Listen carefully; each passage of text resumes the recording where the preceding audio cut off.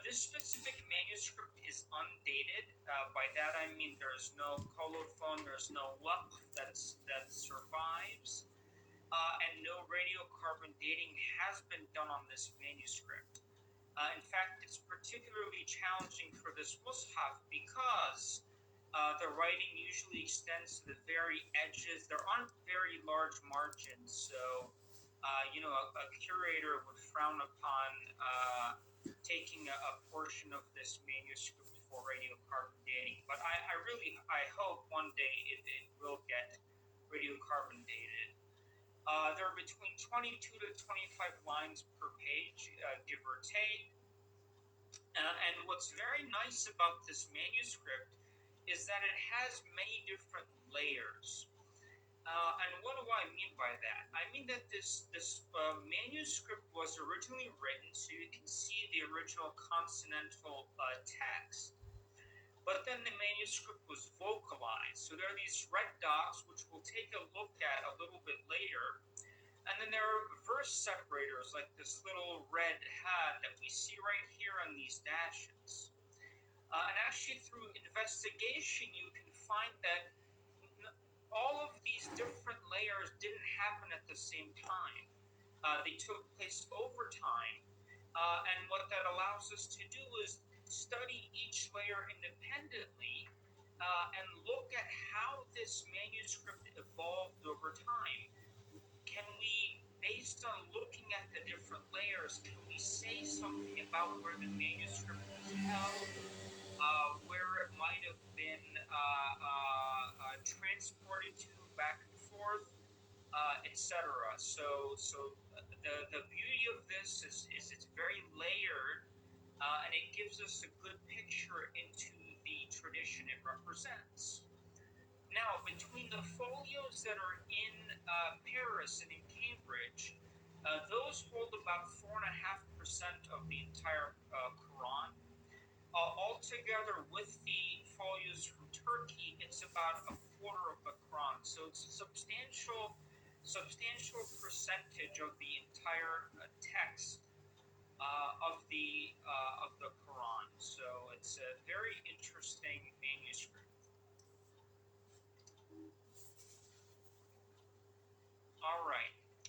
So some aspects of a mushaf include verse separators. So again, I talked about this layered history. So the first layer, as far as verse separators are concerned, are these sort of strokes, these sort of diagonal oblique strokes that are usually about five or so stacked on top of each other that separate each verse. And then someone later on came along and in certain places erased these original these original verse separators, and added 5 mark and a 10 mark.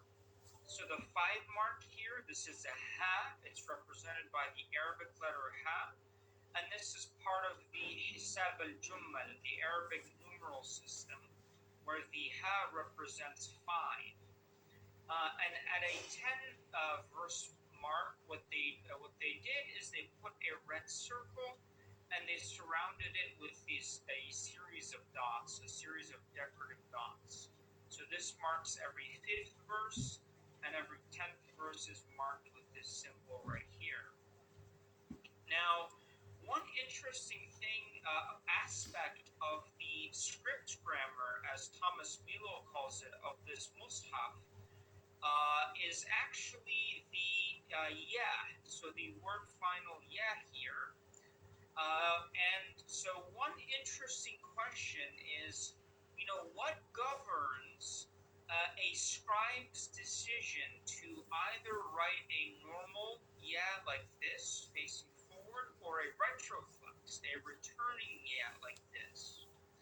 And so what I'm about to present here doesn't necessarily hold for every manuscript, but it does for this one, where the default is a retroflex yeah, so returning yeah like this, except if the preceding letter is a waw or any letter that descends below the baseline, which I'm generalizing. I've only seen it with waw. And so it shows that the scribe had a sort of geometric considerations. They didn't want to draw the returning such that it didn't intersect with the waw, or at least perhaps considered it to be displeasing visually. So this is an interesting insight into this aspect of the script grammar of this particular manuscript.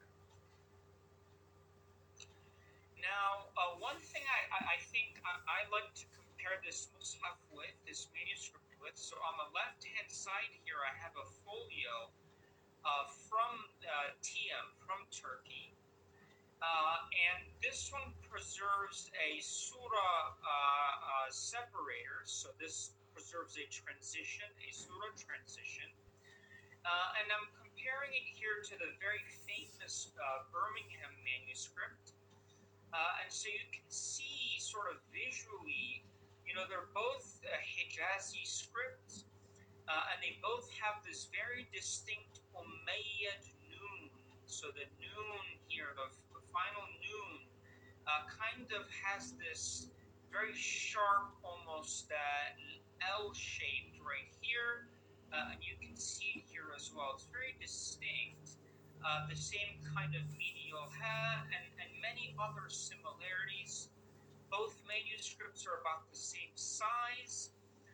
And what's interesting, of course, is the Birmingham manuscript has been radiocarbon dated. There was only one test done on a single folio. So I would take this with a grain of salt, but it dated to basically the first half of the 7th century. Now, what's interesting here is that in all the folios that I have seen for this mushaf, which preserves a surah transition, it has been erased and written over by a later hand in this more new style script. Fatihat Surat Luqman, and this is the opening of the chapter of Luqman, and then it lists the number of verses in the surah. But actually, if you zoom in a little bit, you can actually see remnants of what was originally there, sort of these dark lines, a few dots here. And it's very reminiscent of the sort of very primitive geometric artwork that you find in this manuscript as well, in the Birmingham manuscript, and a few other early Hijazi manuscripts as well. And so the reason I'm pointing out all these things is, by all indications, this is just as old paleographically, maybe even certain codicological aspects as well. Orthography is very old. We'll talk about that in a little bit. As the Birmingham manuscript, it just hasn't been radiocarbon dated. So I'm just kind of trying to give you some perspective on the age of this manuscript. Now, as far as orthography is concerned, it bears all the usual hallmarks of an old Quranic manuscript. For example, words like the ayatina, with our signs or with our signs, has an additional denticle, an additional yet here. Unlike the Cairo edition, which predominantly uses the spelling the ayatina with a single ya. So, some have hypothesized that this might represent the loss of Hamza, so this would be the ayatina as opposed to the ayatina, so the glottal stop is not articulated. And so this is present throughout this manuscript. Shape, so words like shape have an additional alif. It's very hard to say with these kinds of features whether they are absolute markers of archaicness or of age. So if, for example, I find that this manuscript has the spelling of shape with an added alif, is that necessarily older than one that doesn't? We can't be so definitive about it. But I'm pointing out these broad orthographic features that all characterize an archaic manuscript. The is here has an additional alif as well. And something interesting is words that are these words like da'b, okay, or nas, or qala, are usually, other than qala actually, are usually spelled plain A, so they have an alif. In this manuscript, though, the word da'b, da'aba, is missing an alif, is spelled defectively, so kada'b right here, and that's quite unusual to find. Marijn van Putten, in a very nice paper, it highlights the fact that, spelling this word without an alif necessarily means that this word, whoever wrote this, was trying to represent kadab without a hamza, as opposed to kadab with a glottal stop here, with a hamza. So we find that as well. Qala, very interestingly, this manuscript, every instance of qala that I saw was spelled defectively, so without an alif, qaf lam, except for a couple instances that I've highlighted right here. So only two of them they chose to write as waqala here and qala right here.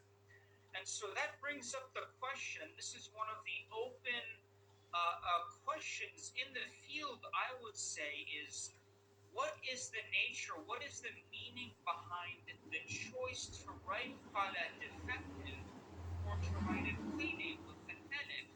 What does this mean? Is it part of a scribal tradition? Is it where certain regions or certain scribal schools decided to write certain qala with alif and certain other ones without an alif? Nobody has studied manuscripts, enough manuscripts systematically to answer this question. So it is an open question. And it's a very interesting one because it can tell us something about the transmission history of these manuscripts beyond very coarse features like regionality, which I'll talk about in a little bit. We can see there's a scribal correction here. This is قال ابن he said, "Oh, son of my mother," and again, this is a facet of early manuscripts where it wrote it alif, ba, waw, so ibn without the hamza, and here's someone you can see. In fact, it's hard to say that this was much later. It has that very distinct noon, but maybe this tail of the alif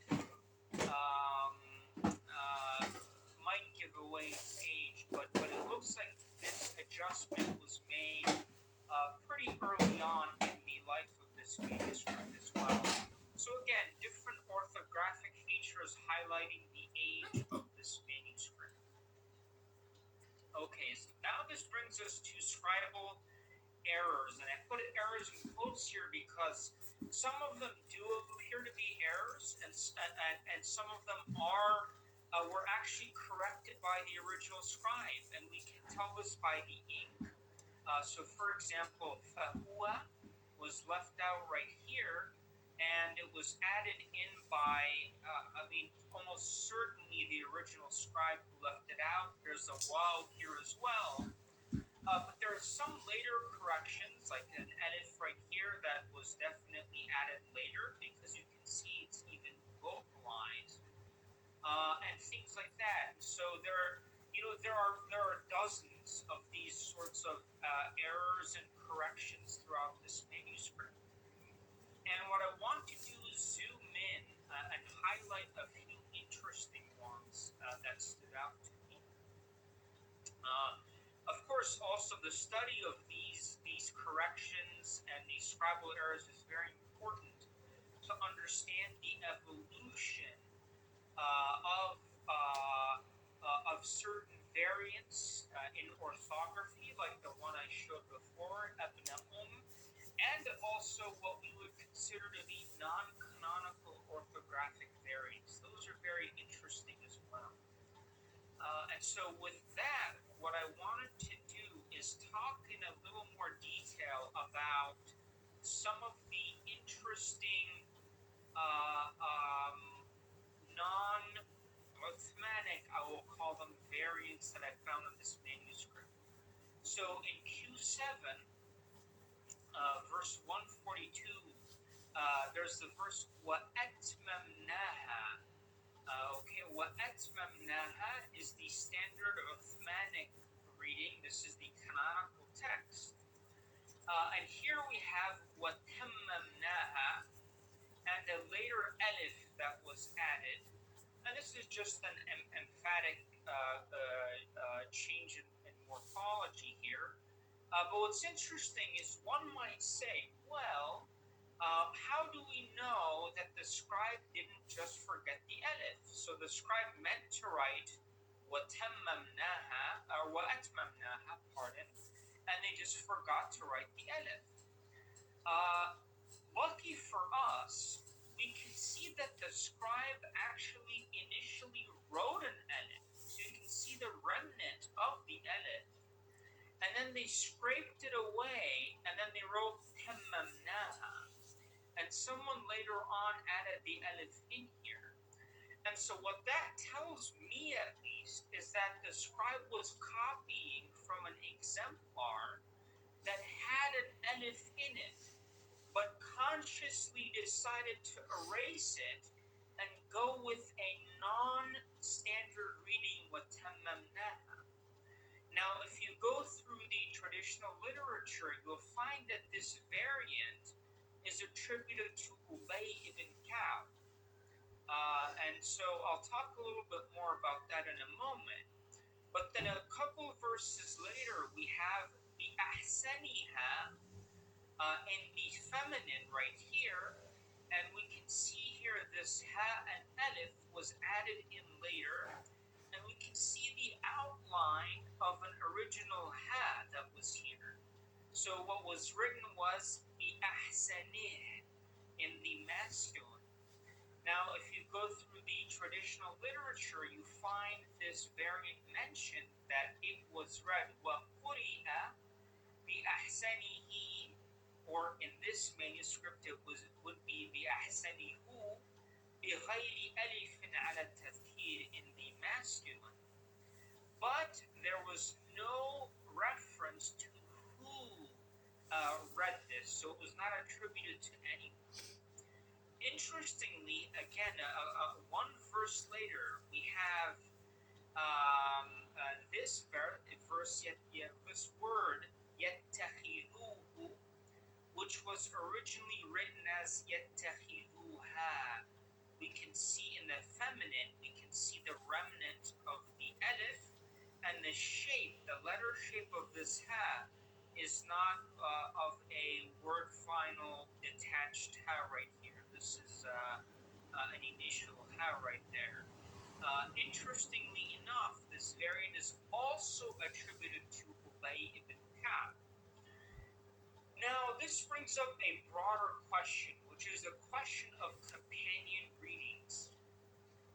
Are these readings really the readings of companions, or are they back projections onto famous companions who did have dissenting readings compared to the canonized Uthmanic, what we call the Uthmanic Standard Mus'haf?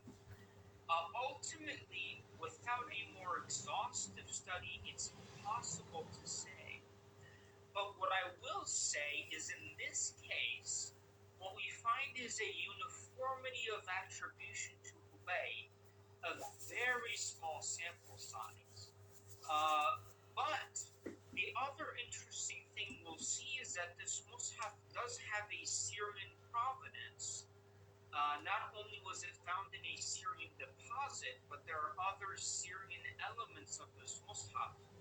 And Ubay's reading was reported to have been popular in the Syrian region before the proliferation of the standardized Uthmanic recension. And so I just find that curious. I think the jury's still out. A lot of research has to be done on this, but I just point this out because it's very interesting.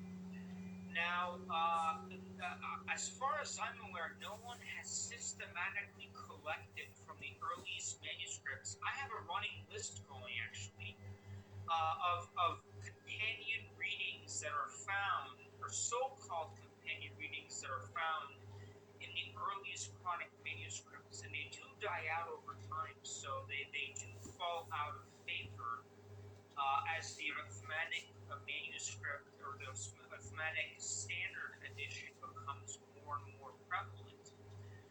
But interestingly, another manuscript that I'm currently studying and working on an edition of is Arab 331. This is a bit later, late 1st century, early 2nd century manuscript. Beautiful Kufic B1A manuscript. And here you can see in Surah Al-Baqarah Q2, فَإِنْ آمَنُوا بِمَا آمَنْتُمْ بِهِ. So the standard reading has بِمِثْل, and in fact here it's not even vocalized as بِمِثْل, but you can clearly see someone came in later on and added the بِمِثْل in here, or بِمَثَلِ. And if you go through the literature, you find many reports, actually not one, but in many of the earliest books, Abu Ubaid, I'm not sure about Al-Farah, but very early, at least late 2nd century attributions of this reading to Ibn Abbas, where it is said that Ibn Abbas disapproved of the Uthmanic reading of if they believe in what is like what you have believed in, بِمِثْلِ مَا آمَنْتُمْ بِهِ, and he said that لَا تَقْرَأ, or do not read, بِمِثْلِ مَا آمَنْتُمْ بِهِ, like that which you have believed in, because God has no mathil, there is nothing like God, but rather you should read فَإِنْ آمَنُوا بِمَا آمَنْتُمْ بِهِ. So if they believe in what you believed in. Now this particular variant, very clearly this was intended by the scribe of this manuscript. It's also purported to have been read by Anas ibn Malik, the famous companion, and also Ibn Mas'ud. Again, I just want to highlight this to the general audience here to just present to them that this is an open question right now, and a very fascinating area of study. And the closest thing I've seen to this was Yassine Dutton has a paper that came out in 2017 that was titled "When Do the Shawab Become Shad?" Something like that.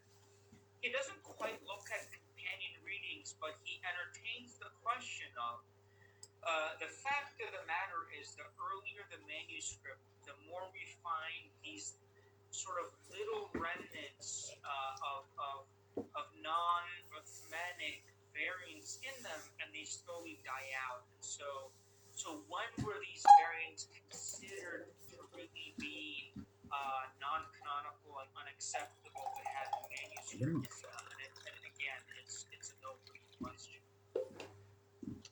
So again, talking about provenance, let's the next layer would be, let's look at the verse separators. So here, what I've done is I've picked out all the verses that occur in the folios that I have studied, where there is a disagreement either between this manuscript and among the different traditional attributions, verse count attributions, pardon me. So here I use the same sort of illumination to indicate a regular verse mark, and I use this circle with a bunch of smaller ones around it to denote a 10 verse separator. So this mushaf is right here, and you can see that this one has a 10th verse marker right here, which agrees with everything but Kufa. And then Ala Bani Israel, this verse does not have a separator. And so it only agrees with Basra, Damascus, and Hims at this point. And so we can go through this exercise and list out all of them. We have a fifth one. And we can see here that the 5 verse separator only agrees with the 2 Syrian traditions. But then incorporating these last 2 verses, it becomes very clear that the Mus'haf here agrees with the Himsi to the exclusion of Damascus, and where Damascus has a verse separator, this Mus'haf does not. And so we can conclude from this that the manuscript appears to follow the Himsi verse counting tradition. Now, looking more into this, I actually find something very interesting. There was one verse separator here that was added. You can see it's in a black, or actually 2 of them that were added here in black ink that were later. They're crammed in. They don't fit in here nicely. And they don't actually work out with the counts, the circles that I mentioned, that were added in by presumably the same person. And what's interesting in this brings up something which I think has not yet been discussed in the literature, in Western literature at all, and what I think has been misunderstood in also the Arabic literature. And this is a concept what I have tentatively titled the pseudo verse separator. It looks like a verse separator because it's a series of dashes or the same symbol that's used to mark a verse separator, but it wasn't counted as a verse separator. And how do we know this? We know this because it isn't included in the tally. So when we see a 10th verse separator and we count how many individual ones are in the middle, we find there might be 11 or 12. Now, we could say that the person couldn't do math. It's possible. Maybe they made a mistake. But when you see this repeating pattern over and over again, it must point to something more. And if you go back to the literature and dig through the books, you find that early Muslim scholars mention this concept of what they call ما يشبه الفاصلة ولا يعد. What looks like what is similar to a verse separator but is not counted. And so I believe that this might basically be a reference to these pseudo verse separators. And they would be the equivalent of the modern day pausal sign. Like if you open a modern day Cairo edition or a Mus'haf, you'll find the Jim, a Qaf, a Sad, which represent basically sentence breaks, natural places where you can pause.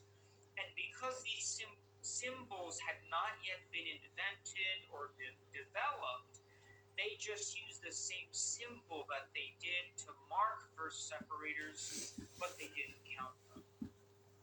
Now, looking at the variants in this manuscript, the orthographic variants, this really clued me into something very interesting. So here in Surah Al-Anfal, Q8, verse 67, we have مَا كَانَ لِلنَّبِيِّ, so with a definite article, it is not becoming of the prophet compared to the standard reading of Makana Linabi. It's not becoming of a prophet. And this is found in this manuscript, Codex Nemesensis. It's also found in the British Library, famous British Library Mus'haf, which has been studied by Yassin Dutton and Intisar Rab, who both show that this manuscript is Syrian, and Intisar in particular shows it is Himsi in provenance. And if we go through the literature, we find an interesting reference by one Abu Hatim as-Sijistani, mid-3rd century scholar of readings and Quranic rasm. And he says that in the Mus'haf of Hims, so very interesting, in the Mus'haf of Hims, the one that Uthman sent to Syria, we find in Al-Anfal ma kana lin-nabi with 2 lambs. So he mentions this variant and attributes it to Hims. And he says that this Mus'haf was sent by Uthman to Hims. Now, I show in other work through a series of including orthographic variants, but other evidences, that it does seem very likely that this is a historical detail that was lost to time because nobody else mentions this. That in fact, it seems likely that when the Quran was standardized, when the, let's call the Uthmanic standardization project took place, the Syrian Mus'haf was sent to Hims as opposed to Damascus, which sort of would be what one would intuitively think because of the prominence of the Umayyad dynasty and the significance of Damascus to the later Muslim empire. Okay, so vocalization, a lot can be said. I am running out of time, I can see that. So what I'll say is there are many features like sulat mim, so the pronominal suffix here has vowel lengthening. This is typically a feature of Hijazi readers among the canonical readers. So instead of minkum, they would say minkumu. What's interesting is the singular pronominal suffix is actually unharmonized. So this is alayhu instead of alayhi, and this is not featured in any canonical reading. What's also interesting is every single singular pronominal suffix, masculine at least, is unharmonized except for the word bihi, which is harmonized. So it's bihi, but alayhu, ilayhu, ladayhu, etc. Very interesting. I don't have much else to say about this other than I'm working on a study of this with Marijn van Putten. So if you're interested in it, stay tuned for that work. It has hollow root imala, so this is a feature of some Kufans and of Ibn Dakwan, who's a transmitter of the Syrian reader, Ibn Amr, so Ja'akum instead of Ja'akum, Bayqat instead of Baqat. This manuscript does feature hems, so Mu'minun instead of Mu'minun, Sayyi'atikum, etc. So it has features like that. Just make sure I'm not getting called out here. All right. Now, we can skip over that. Now, one interesting thing that we can do is also go through every single word in this manuscript and collect the fash. So these are the individual variants of the words that we find in the manuscript. And this applies to everything. So, ba'isin, versus bay'as, mithaqa, and all kinds of things. Every single variation in the words in this manuscript. And we can compare these variants to the different canonical readers. And what we find is we don't see that anyone really sticks out. We can see that this manuscript agrees mostly with Asim 22 times, but also with Hamza 22 times, and then 21 times with Ibn Amr, and 21 times with Kisai, Yaqub. It's a mix. Nothing really stands out. And so this is where I want to move to a technique.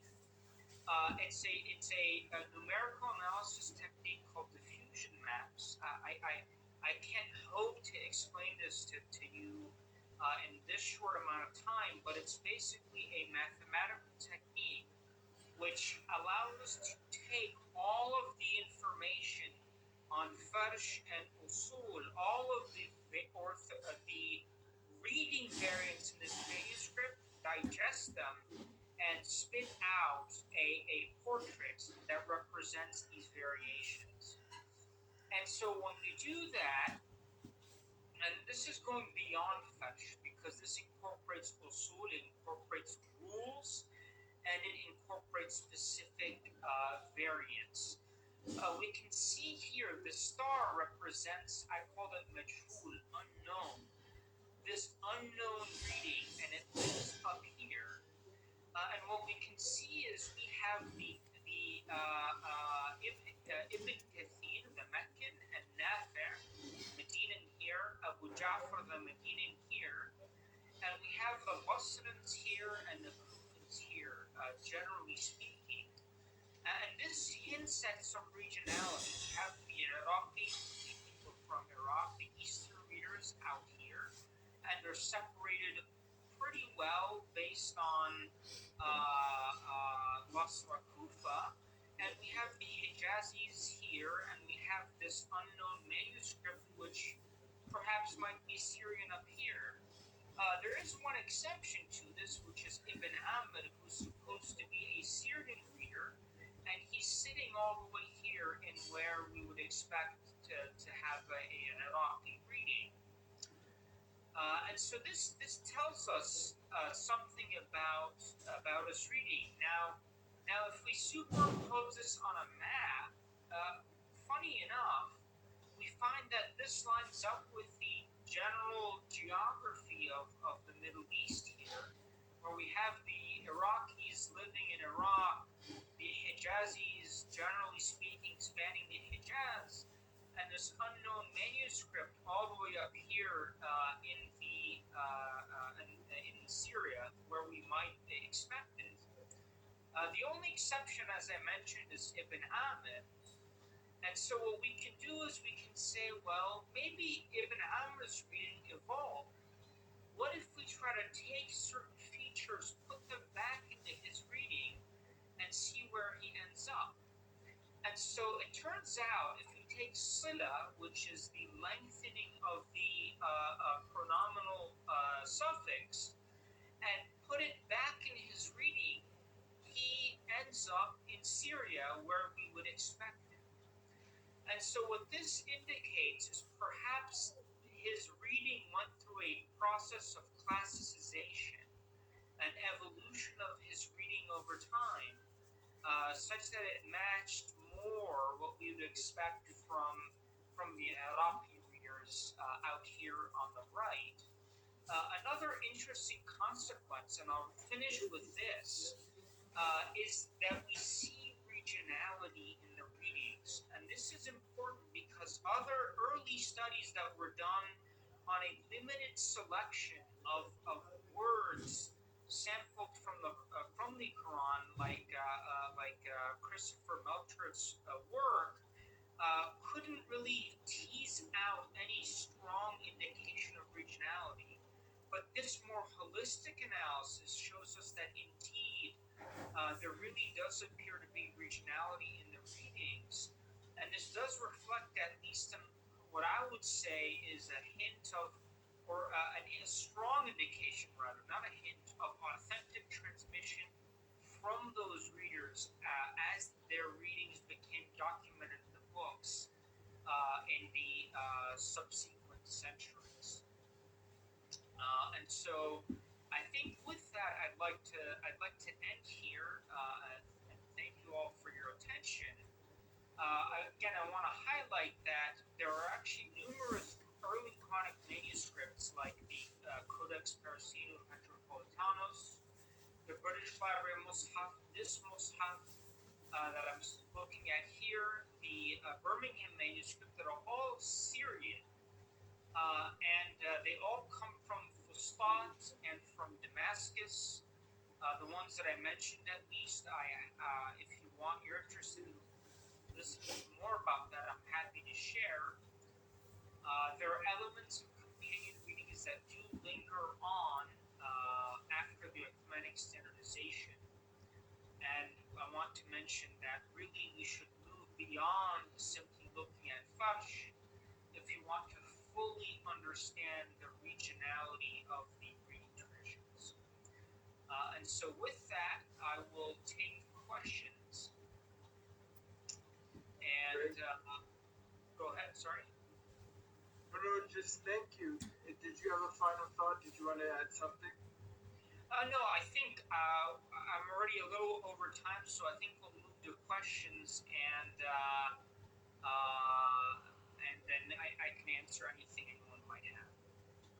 That was really excellent. Thank you so much, Aitum. One of the disadvantages of being on Zoom is that you cannot hear our affirmation, the thunderous applause that you would have heard if we were at an ICSA meeting. But we do have these little icons we can add to give you some virtual applause. Thank So, you.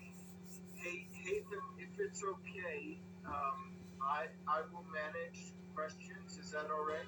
Absolutely. Do you want to read them out to me so I can then close this window? No. I think we'll just have people unmute and speak. So again, friends, if you'd like to ask a question, if you can go click on participants, and then you're going to see a little icon there with a hand in the bottom left.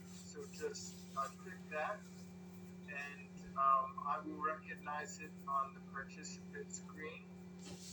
And when I call you out, just remember